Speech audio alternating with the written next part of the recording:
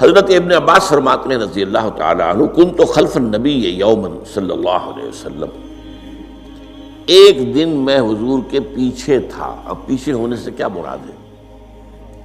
گمان غالب یہ ہے کہ سواری پر، جس کو ردیف بھی کہتے ہیں، واللہ عالم یہ بھی ہو سکتا ہے کہ چلتے ہوئے پیچھے پیچھے چل رہے ہیں ادب کے ساتھ۔ چچا زاد بھائی ہیں لیکن عمر میں تو بہت چھوٹے ہیں، نوجوان ہیں۔ اس کیفیت میں حضور نے اب ان سے خطاب کیا، یا غلام، اے نوجوان، اے لڑکے کہا، اے لڑکے، اعلمک کلمات، میں تمہیں تلقین کرتا ہوں چند کلمات۔ اب یہ ہے حضور کا طریقہ تربیت و تعلیم و تزکیہ۔ وہاں کوئی مدرسے نہیں تھے، وہاں کوئی درس کی محفلیں تو نہیں ہوتی تھی، محفل تو ایک ہی ہوتی تھی ہفتے میں، اور وہ جمعے کا اجتماع ہے۔ باقی حضور کی صحبت ہے، فجر کی نماز کے بعد بھی آپ بیٹھے ہیں، صحابہ بیٹھ گئے، کچھ گفتگو ہو رہی ہے، اسی میں تربیت، اسی میں تعلیم، اسی میں تزکیہ۔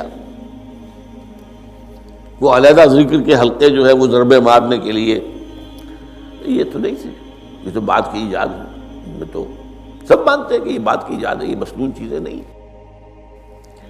بہرحال حضور نے اے لڑکے یا اے بیٹے، جو بھی آپ اس کا ترجمہ کریں، میں تمہیں چند باتیں سکھاتا ہوں۔ مطلب کیا ہے؟ وَعَلِّمُكَ كَلِمَاتٍ، توجہ سے سنو، غور سے سنو، حفظ جان بنا لو۔ احفظ اللہ یحفظک، پہلا کلمہ، اللہ کی حفاظت کرو وہ تمہاری حفاظت کرے گا۔ اب اس سے مراد کیا ہے؟ عام طور پر سمجھا گیا ہے کہ اللہ کے احکام کی حفاظت کرو، کوئی حکم ٹوٹنے نہ پائے، وہ تمہاری حفاظت کرے گا۔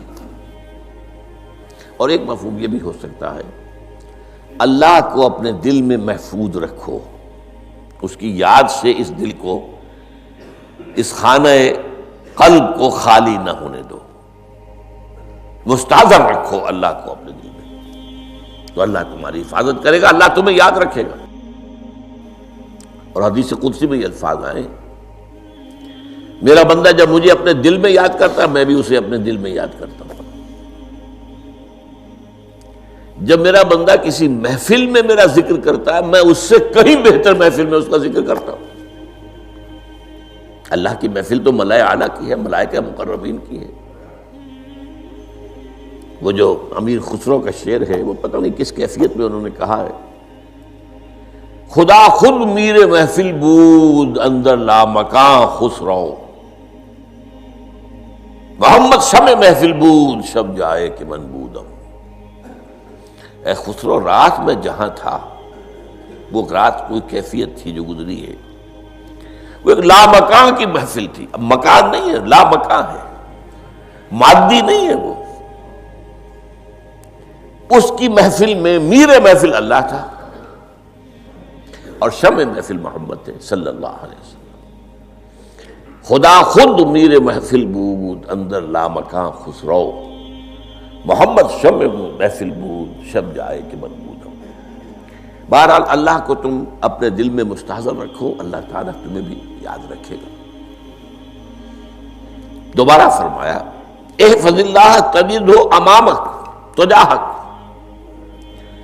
اللہ کو یاد رکھو تو اپنے سامنے موجود پاؤ گے، جب چاہو دعا کرو۔ وہ جو بات کہا ہے کہ دل میں ہے، جب چاہو مخاطب ہو جاؤ۔ دل کے آئینے میں ہے تصویر یار، جب ذرا گردن جھکائی دیکھ لی، کہیں دور تو نہیں، نحن اقرب الیہ من حبل الورید۔ تمہارے دل میں اللہ ہے تو کہاں جا رہے ہو اس کو ڈھونڈنے کے لیے؟ اپنے دل میں۔ وہ جو بے دل نے کہا ہے، ستم استگر ہوست کا شبد کہ بے سیر سر وہ سمندرا، تجھے غنچہ کم نہ دمیدہ در دل کشا بچمندرا۔ بڑے ستم کی بات ہے کہ تمہارا دل کہتا ہے چلو ذرا باغیچے میں چلو، پھولوں کی سیر کرو، یہ گلاب کا پھول ہے، یہ موتیا ہے، یہ سیر، ستم است، بڑے ستم کی بات ہے، کیوں یہ ستم، کیا ہو گیا اس میں؟ ستم است گر ہوست کشد، تمہاری خواہش تمہیں کھینچتی ہے کہ بے سیر سر و سمندرا، سر و سمن، ذرا ان کی سیر کرنے کے لیے آؤ، تجھے غنچہ کم نظر، تو خود ایک غنچہ ہے، تو خود ایک پھول ہے، اللہ کا بنایا ہوا اشرف المخلوقات، وہ اشرف المخلوقات سے بڑا کوئی پھول ہو سکتا ہے؟ تجھے غنچہ کم نہ دمیدہی، در دل کشا، اپنے دل کا دروازہ کھولو، بچمن درا، اس کے اندر جو چمن آباد ہے وہ کیا ہے؟ روح ہے،